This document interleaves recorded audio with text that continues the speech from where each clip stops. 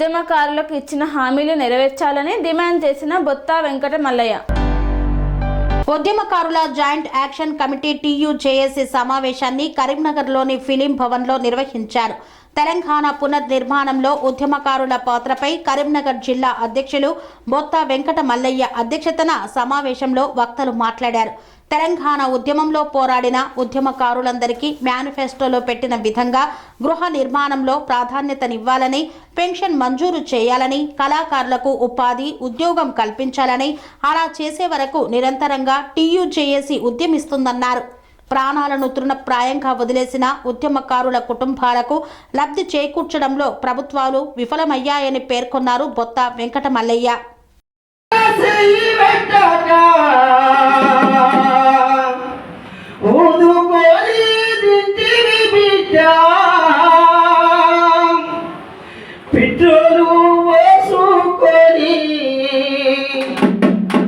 ఎట్లాగా చూకుంటివి కొడుకా, పెట్రోలు వేసుకొని ఎట్లాగా చూకుంటివి బిడ్డ. అమ్మాయాదికి రాలేదా నీకు, అయ్యాయాదికి రాలేదా, గౌరంగా ఎత్తి పెంచిన చెల్లి యాదికి రాలేదా, పెట్రోలు పోసుకొని ఎట్లాగా చూకుంటివి కొడుకా, పెట్రోలు పోసుకొని ఎట్లాగా చూకున్నకు బిడ్డ. ఎక్కడున్నావు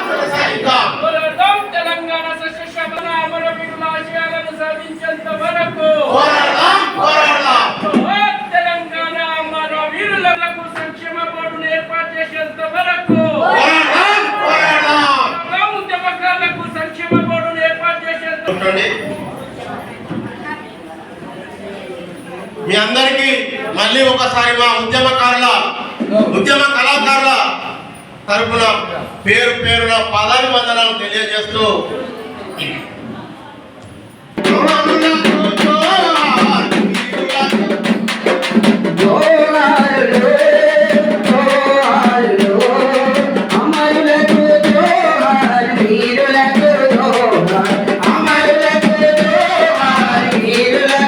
అందరికీ నమస్కారం.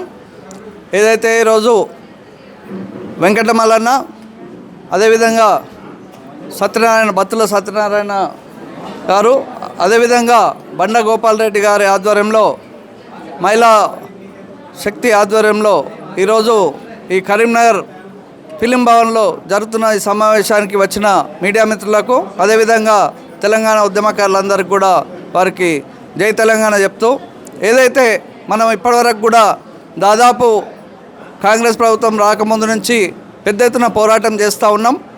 ఏదైతే ఉద్యమకారులకు, అమరవీరుల కుటుంబాలకు, అదేవిధంగా 69లో చనిపోయిన వాళ్ళకు, 69 ఉద్యమకారులకు కూడా తొలి దశ మలి దశ ఉద్యమకారులందరికీ కూడా ఆ రోజు మేనిఫెస్టోలో 250 గదాలు పెన్షన్లు పెట్టేయడం, అదేవిధంగా హెల్త్ కార్డులు, 100 ఎకరాల అమరవీరుల స్మృతివనం, మిగతా అన్ని మహిళలకు కూడా వడ్డీ లేని రుణాలు కూడా పెద్ద ఎత్తున 50 లక్షల కోట్ల రూపాయలు ఇవ్వాలని, వాళ్ళను వాళ్ళ కాళ్ళ మీద నిలబడేటట్టు చేయాలనే దాంట్లో కాంగ్రెస్ ప్రభుత్వాన్ని, అదేవిధంగా రేవంత్ రెడ్డి గారిని కూడా కోరడం జరిగింది. వారు కూడా స్టెప్ బై స్టెప్ చేస్తూ ఉన్నారు. కానీ ఇప్పటివరకు కూడా 2 ఏళ్ళు కాంగ్రెస్ ప్రభుత్వం దాటింది. మొన్ననే ఈ మధ్యన చూస్తే 7వ తారీఖు రేవంత్ రెడ్డి 2 సంవత్సరాలు అయిపోయింది.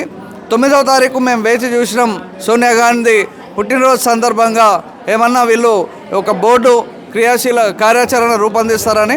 కానీ ఇప్పటికి కూడా ఇంకా ఈ కాంగ్రెస్ ప్రభుత్వం కూడా నిర్లక్ష్యం చేస్తుందని చెప్తూ నిన్నగాక మొన్ననే వరంగల్లో కూడా పెద్ద సమావేశం జరిగింది. అదేవిధంగా ఇవాళ కరీంనగర్ రావడం, రేపు 9వ తారీఖు సూర్యాపేటలో 10,000 మందితోటి సభ నిర్వహించుకుంటున్నాం. మేము ఒకటే చెప్తా ఉన్నాం రేవంత్ రెడ్డి ముఖ్యమంత్రి గారిని, అదేవిధంగా కాంగ్రెస్ ప్రభుత్వాన్ని, మీరు ఖచ్చితంగా ఇమీడియట్గా తెలంగాణ ఉద్యమకారుల సమస్యలు, వాళ్ళ బోర్డు, వాళ్ళ కార్యాచరణ రూపొందించాలి. పెన్షన్లు మీరు ఇవ్వలేని పరిస్థితిలో ఇప్పుడు ఉంటే అది ఇంకా కొంచెం టైం పెట్టుకొని ప్రకటించండి. కానీ 250 గజాలు ప్రభుత్వ భూమే కాబట్టి ఖచ్చితంగా ఇవ్వగలుగుతారు. ఏ జిల్లాలో వాళ్ళకు ఇవ్వమని చెప్పేసి మేము కరాఖండిగా చెప్తా ఉన్నాం, మిమ్మల్ని డిమాండ్ చేస్తూ ఉన్నాం. ఏదైతే ఈ 9వ తారీఖు వరకు మీరు ప్రకటించకపోతే మాత్రం ఖచ్చితంగా మేము చెప్తా ఉన్నాం. ఆల్రెడీ మంత్రులందరూ కూడా రిప్రజెంటేషన్లు ఇచ్చినాం, చిన్నారెడ్డి గారికి ప్రజాభవన్లో ఇచ్చినాం, మొత్తం అందరికీ సెక్రటేరియట్లో ఇచ్చినాం. కాబట్టి ఇంకా మేము ఉపేక్షించే స్థితిలో మేము లేము. కాబట్టి మీరే ఇస్తే విజయోత్సవ సభ కింద ఈ సూర్యాపేట సభ అవుతుంది. లేదంటే మీకు వ్యతిరేకంగా ముందుకు పోవాల్సిన తీర్మానాలన్నీ ప్రకటించుకొని ముందుకు పోతామని చెప్తా ఉన్నాం. ధన్యవాదాలు. తెలంగాణ ఉద్యమకారుల ఐక్యత, ఉద్యమకారుల ఐక్యత, మహిళా సంఘాల ఐక్యత, మహిళా సంఘాల ఐక్యత. ఈరోజు 69 నుంచి కాళ్ళకు బట్ట కట్టకుండా మా సోదరులు మేము తెలంగాణ కోసం తిరిగితే మొత్తం మధ్యలో ఒకడొచ్చి కేసీఆర్ తన్నుకొని పోయిండు. ఇవాళ మా మహిళల పరిస్థితి, మా పరిస్థితి మొత్తం రోడ్డు మీద పడ్డది. కాబట్టి ఇవాళ ఈ సమస్య ఏర్పడడం జరిగింది. కాబట్టి రేవంత్ రెడ్డికి నేను ఒక్కటే రిక్వెస్ట్ చేస్తున్నా, ప్రతి ఉద్యమాన్ని కూడా మహిళలు లేని ఉద్యమం ఎక్కడ లేదు. ప్రతి పోరాటంలో మహిళలు ఉన్నారు. కాబట్టి జిల్లాకు 50 ఎకరాలు తీసి వాళ్ళకి ఇళ్ల స్థలాలు ఇవ్వవలసిందిగానే మనం చెప్తున్నా. ఎందుకంటే ఇళ్ల స్థలాలు ఇస్తే వాళ్ళకి ఇల్లు కూడా కట్టేయవలసిందిగా మనం చెప్తున్నా.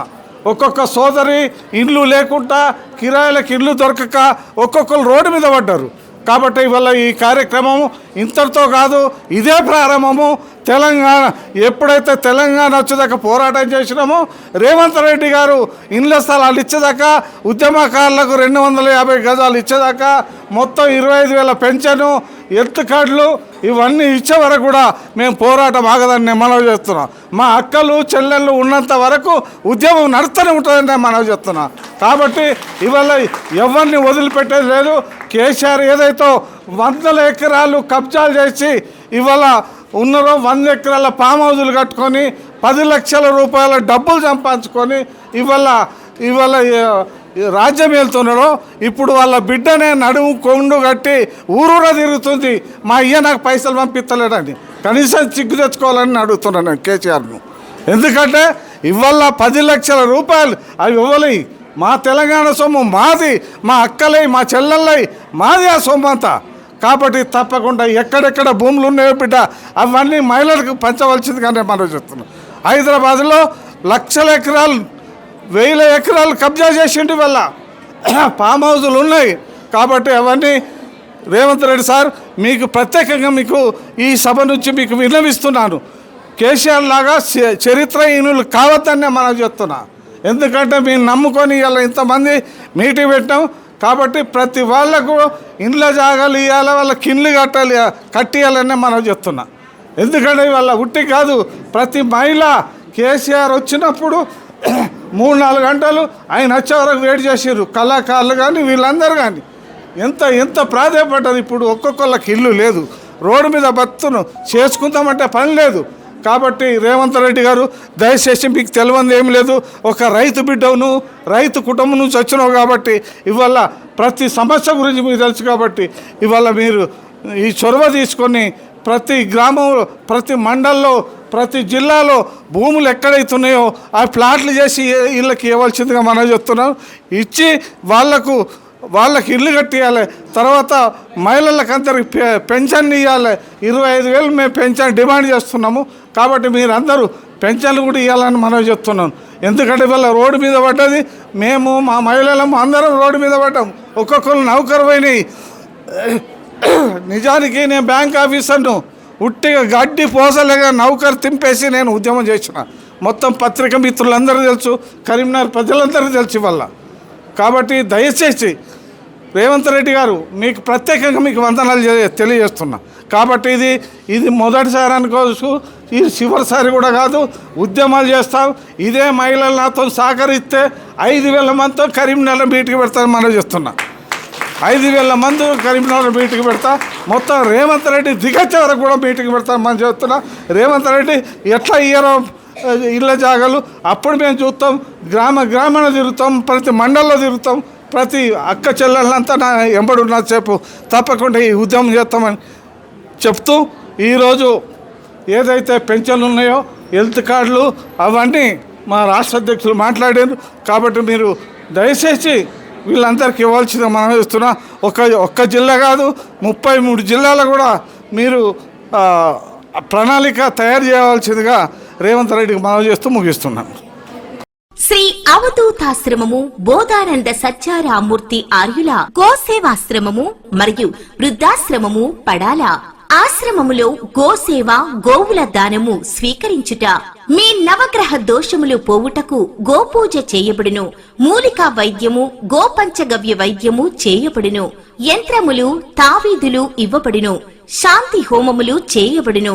మీ ఆత్మీయుల పుట్టినరోజు, పెళ్లి రోజు మరియు వర్ధంతి వంటి ముఖ్యమైన దినములలో గోసేవ లేదా అన్నదానం చేయదలిచిన వారు సంప్రదించండి. మా వృద్ధాశ్రమంలో ఖాళీలు కలవు. చేరదలిచిన వారు సంప్రదించండి. శ్రీ శ్రీ శ్రీ స్వామి బోధానందగిరి శ్రీ అవధూతాశ్రమము, అయ్యప్ప స్వామి గుడి దగ్గర, పడాల, తాడేపల్లిగూడెం 2. Cell numbers 7981356374, 9618034 138.